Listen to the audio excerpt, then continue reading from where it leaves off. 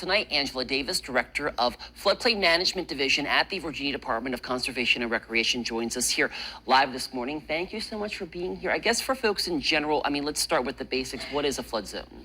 A flood zone is a geographic area that is at a high risk of experiencing flood inundation. And then talk to me too. What does it mean to be in a high risk flood zone? I think as we're looking to buy homes or kind of just where we live in general, what puts us at that high risk part?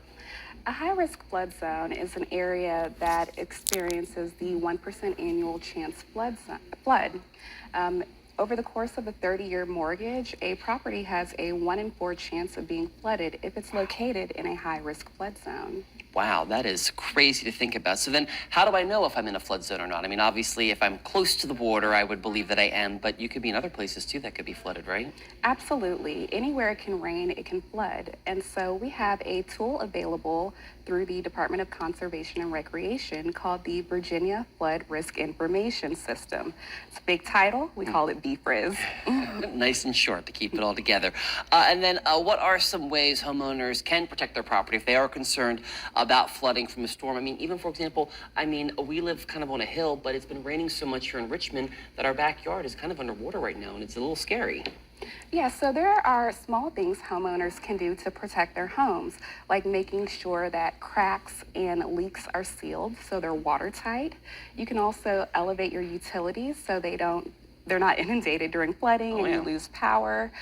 Also make sure you can install flooded vents in your foundation, or even make sure you have flood insurance so that if you do experience a flood, you have a pathway for resilience. I was going to say, so how on flood insurance, how do you know if you need flood insurance? How do you know if you qualify for flood insurance?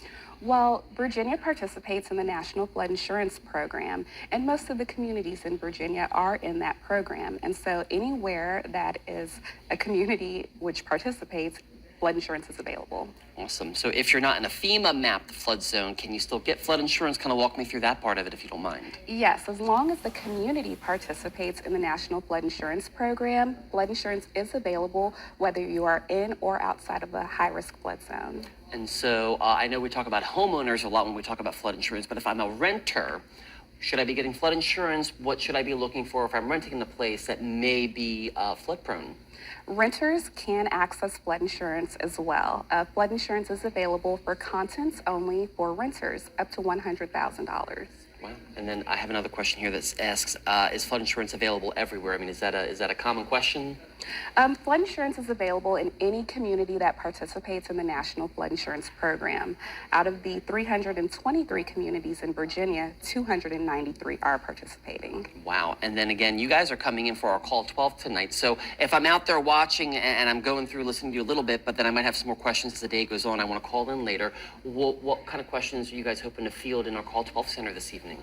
We can definitely take calls about the flood zone that a property's in. If someone wants to call in and give us their address, we'll be more than happy to look up their flood zone for them and give them some tips and tricks on how to protect themselves. And then final question I have for you, what kind of services, resources does DCR's Floodplain Management Division offer to folks who may be looking for some of those resources? Well, for local governments, we assist them with planning, preparing, and recovering for flood events, both minor and major.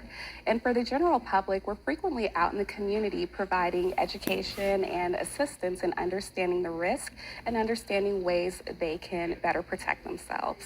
And of course, this spring has been quite wet in this area. I'm sure you guys are probably getting a lot of inquiries all across the Commonwealth about how they can help themselves and make sure their homes are protected. Absolutely, we are. It is a busy season for flooding events. We have a lot of precipitation coming this spring, and so we want to get ahead of that and make sure everybody's informed about their risk. 100%. Well, Angela Davis, thank you so much for coming in and talking to us. And again, we'll be managing the phones at the Call 12 Center this evening, too, so make sure you call in later on this evening once that gets going. So thank you so much. Thank you for having me. Nice to meet you. Time now for weather. Henry, I'm pretty sure that Angela knows this already, but the fact that as the world warms, as we have global warming continuing here, the one first thing other than temperature climbing that has become abundantly clear from the data is that our heavy precipitation events are getting heavier.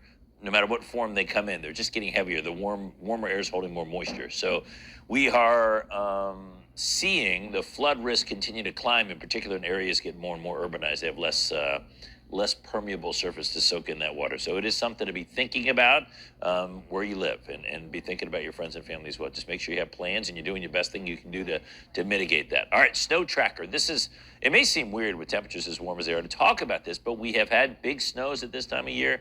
It can happen. We just don't see it. I don't see it this week or next. We've had snow in April, but in this winter that was virtually snowless, it's going to be very hard to get a snowstorm to come our way. 10-day temperature trend, very warm for the next 3.